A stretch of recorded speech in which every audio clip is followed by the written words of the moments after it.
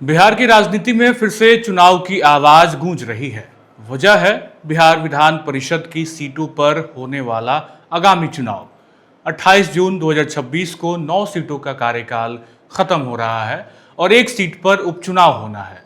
पर्दे के पीछे की कहानी यह है कि एनडीए के अंदर सीट शेयरिंग का जो फॉर्मूला कागजों पर तैयार हुआ है, उसने विपक्षी खेमे की नींद उड़ा दी है।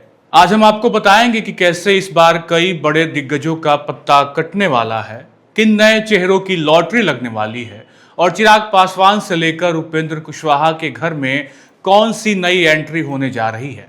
कहानी की शुरुआत करने से पहले थोड़ा सा बैकग्राउंड देखना जरूरी है। हाल ही में विधान परिषद की 2 सीटों पर उपचुनाव खत्म हुआ है।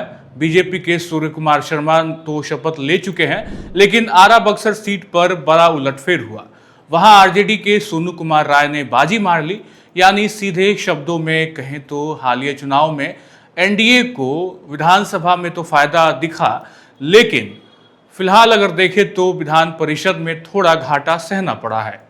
लेकिन असली खेल तो अब शुरू होने जा रहा है। इसी हफ्ते चुनाव आयोग बाकी बची 9 सीटों के लिए बिगुल फूंकने वाला है।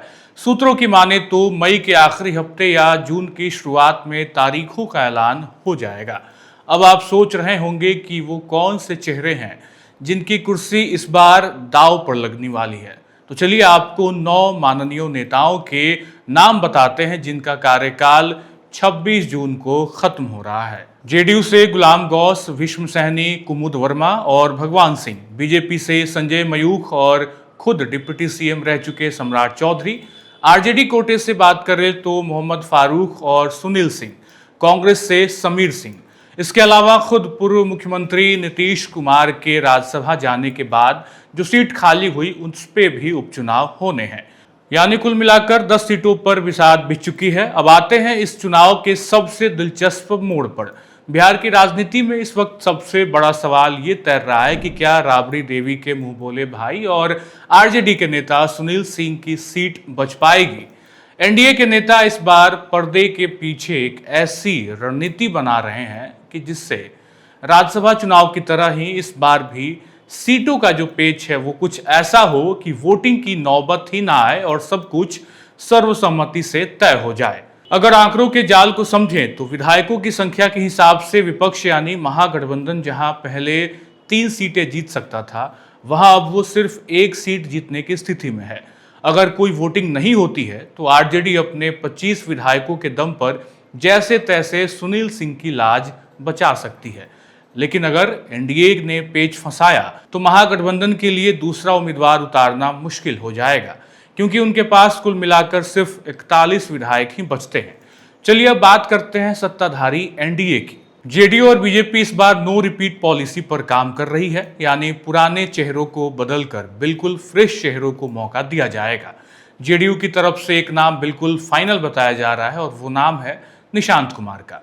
वे नीतीश कुमार के खाली हुई सीट के बजाय 6 साल के फुल टर्म वाली नई सीट से सदन जाएंगे। वहीं जेडीयू के पुराने नेता गुलाम गौस और विष्णु सहनी का पत्ता कटना लगभग तय माना जा रहा है।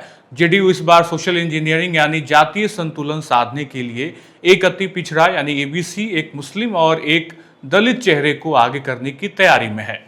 दूसरी तरफ अगर बात कर ले तो बीजेपी भी अपनी तीनों नामों को बदलने जा रही है, यानी कि सम्राट चौधरी ऑलरेडी विधानसभा के रास्ते जा चुके हैं और संजय मयूख के बांकीपुर से चुनाव लड़ने की चर्चा है। बीजेपी इस बार स्वर्ण कोटे से एक ब्राह्मण चेहरे को मौका दे सकती है, जबकि बाकी 2 सीटों पर अति पिछड़ा और गैर पिछड़ा वर्ग के नेताओं को मौका मिलने की पूरी उम्मीद है। इस चुनाव की सबसे बड़ी हेडलाइन बनने जा रही है एनडीए की 2 छोटी पार्टियों की एंट्री।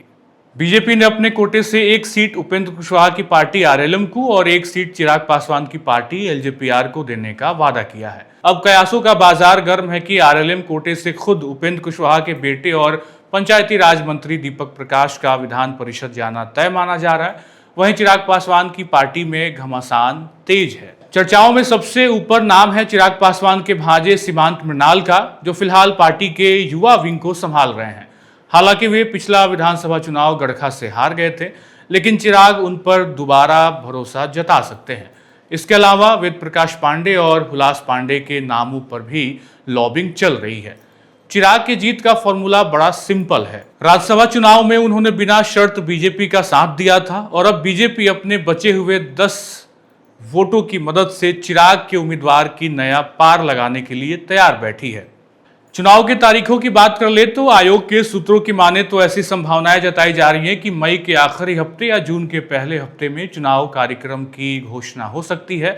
28 जून 2026 को विधान परिषद की 9 सीटों का कार्यकाल खत्म हो रहा है। ऐसे में संवैधानिक प्रक्रिया के तहत कार्यकाल पूरा होने से पहले इनका चुनाव करना अनिवार्य होता है। ये चुनाव आने वाले दिनों में बिहार की राजनीति की दशा और दिशा तय करेगी। तो कुल मिलाकर विधान परिषद को लेकर जो चुनाव होने जा रहे हैं उनमें नए नामों की चर्चा काफी तेज है और 2 नाम जो हमने बताया, निशांत और साथ साथ दीपक प्रकाश, इन 2 नामों पे सबकी नजरें हैं। तो देखना होगा किस तरीके से कैसे एमएलसी के चुनाव में ये 2 नाम बाजी मारते हैं। फिलहाल इस वीडियो में इतना ही। आप बने रहें खबर अनफिल्टर्ड के साथ। आप हमारे यूट्यूब चैनल को सब्सक्राइब करें, फेसबुक पेज पे देख रहे हैं तो पेज को लाइक करें। बहुत बहुत शुक्रिया।